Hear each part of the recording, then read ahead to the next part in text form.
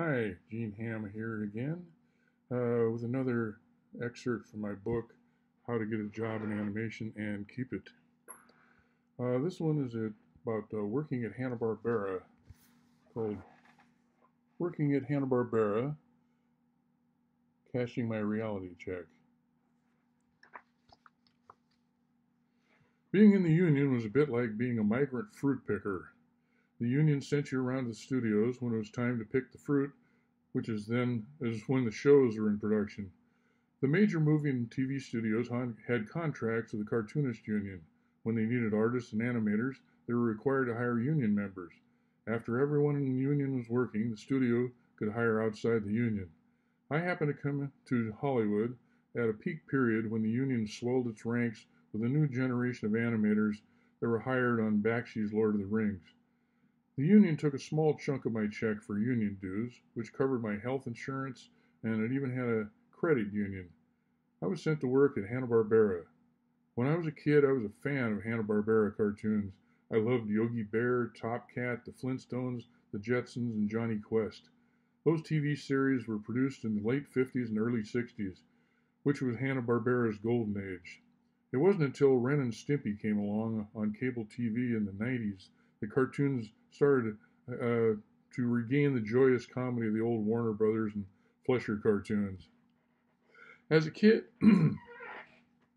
I used to watch Walt Disney host his TV show and naively thought that he did all the animation himself. I thought if you worked in a cartoon studio, everyone would be glad to hear your ideas. I didn't realize what a factory the studio system is. If you're on the production end, the creative decisions have already been made long before you entered the picture, and at that point, they don't want to hear any creative input. They just want you to shut up and draw or paint several thousand pictures. At the other end of the assembly line, if you're a writer, you can write a great gag, and anywhere along the line from storyboard artist to layout artist to voice actor to animator to camera operator, things can get altered just enough to make the gag not work anymore. It's out of your hands as soon as you turn in a script.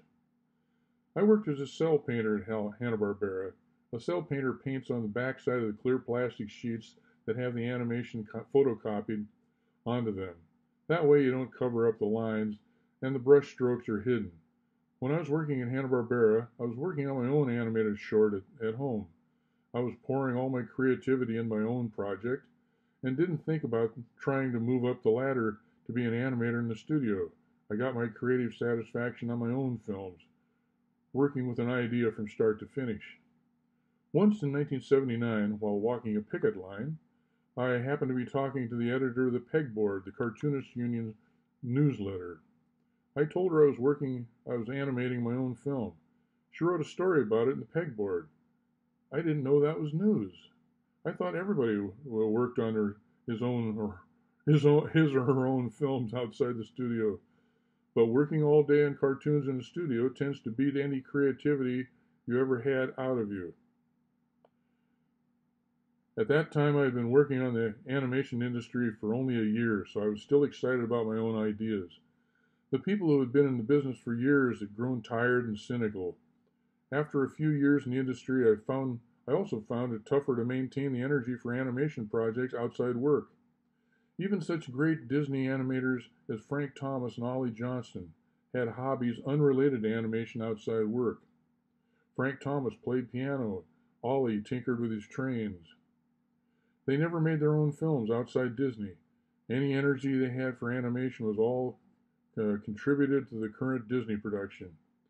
The studio can swallow you up if you aren't careful. If you have your own ideas, you're either going to have to move up the ladder in the studio so you're in a position of power to get your ideas produced, or work outside the studio system on your own. Meeting Tex Avery. The only bright spot in working at Hanna Barbera came when I returned to work for my second year there. A co-worker whispered to me, "Do you know Tex Avery is working here?" "No kidding. What's he doing?" "He's directing Quickie Koala and Dino and Cave Mouse." Tex was one of my heroes. He was a legend from the 30s and 40s when cartoons were funny. For Warner Brothers, he created Porky Pig and was one of the fathers of Bugs Bunny. At MGM, he flowered. He was there when Bill Hanna and Joe Barbera were directing Tom and Jerry. They stole all they could from him. At MGM, Tex created Droopy Dog and Screwy Squirrel. He also directed classic cartoons like Bad Luck Blackie, King Size Canary, and Little Rural Riding Hood. He was famous for inventing the Tex Avery take, where the character's eyes would balloon out, his jaw would hit the floor, and the tongue would shoot out like a party favor. His work defied all the laws of gravity, and he often made reference to the medium itself, as in Magical Maestro, when there's an annoying hair in the projector and a bulldog reaches out of the screen and plucks the hair. I was lucky enough to see that cartoon in a theater where I thought it was a real hair. A generation from now, when kids grow up not seeing film projected in the theater, they won't understand what's going on with that gag. In Lucky Ducky, he has the characters in a color cartoon run past a sign and find themselves against black and white backgrounds. They go back and see the sign reads, "Technicolor ends here." While Disney created cute characters who tugged at your heartstrings and pushed the limits of realism in animated features, Tex was happy working in shorts, just going for the gag and making you fall on the floor laughing. Now he's working for Hanna Barbera, his long-ago rivals from MGM. Quickie Koala was really another incarnation of Droopy in Koala drag. Dino and Cave Mouse were like a prehistoric Tom and Jerry, and yet another attempt to milk more money out of the Flintstones. I was so excited to find out early in the morning on my first day back that one of my heroes was on the lot that I decided to skip lunch and go look for him. At noon, I rushed into the front lobby of the studio and asked the receptionist which office belonged to Tex. She wouldn't tell me. Even when you worked for this studio, they weren't forthcoming with information. So I just went around the building and walked in the back door. There were 3 stories to the Hanna-Barbera building. I looked at every single office. Finally, I found Tex's office on the 2nd floor. By that time, my lunch hour was over, so I had to go back to work.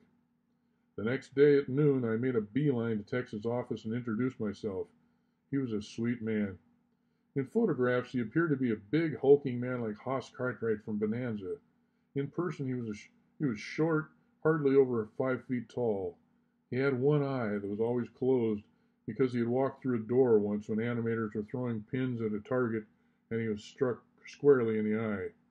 When he spoke, he sounded like Droopy with a Texas accent. He showed me his drawings for Quickie Koala. He designed the character to exit the scene in a couple of frames to save animation. He said he hated Disney characters. They're so even. That was his word for symmetrical. Tex was not a terribly educated man. What he had was old-fashioned horse sense. I like my characters a little cockeyed. That was his word for asymmetrical. He drew me 2 mice. One was a Disney mouse and one was a Tex Avery mouse. He described the mice as he drew him. The Disney mouse has a big round head, big eyes, and big pupils, and long eyelashes. He had little cheeks and little teeth. He's so darn cute. I hate that. When I draw a mouse, he has a big jowl and one little bitty jowl and one snaggle tooth hanging out. He has one big eye with a little bitty pupil and one little bitty eye with a great big pupil. He has one big ear that's doing all right and one ear that's just kind of hanging there with a piece taken out. Tex's mouse was funny to look at before it even moved or spoke. He clearly demonstrated the difference between the Disney School of Animation and the Tex Avery School of Animation. I would pester Tex on my lunch hour and my breaks, and we would bump into each other at the lunch truck. Everyone called it the Roach Coach. I called it the Tow-Man truck. When he saw him, he would say, "Hello, Gene," in that droopy voice. I told him about my animated film I was working on. It was a satire of all the different forms of government. He said, "That sounds pretty funny. I'd like to see that." Sadly, he never did. I soon found out from Harry Love, the lead of the Hanna-Barbera training program, that Tex was dying of liver cancer. I visited Tex in the hospital across from the Disney Studios a couple of weeks before he died. The wall was plastered with cards from well-wishers. One had a cartoon of Droopy saying, "I hear you've been sick." That was in reference to one of his running gags in several Warner Brothers cartoons. Tex made everyone laugh, but his life was full of tragedy. His son died of a heroin overdose, and his wife left him. I miss Tex. I tell you this story to encourage you to seek out your heroes. You can learn a lot from them, and they won't be around forever. It's up to you to extract and then pass on their knowledge and wisdom.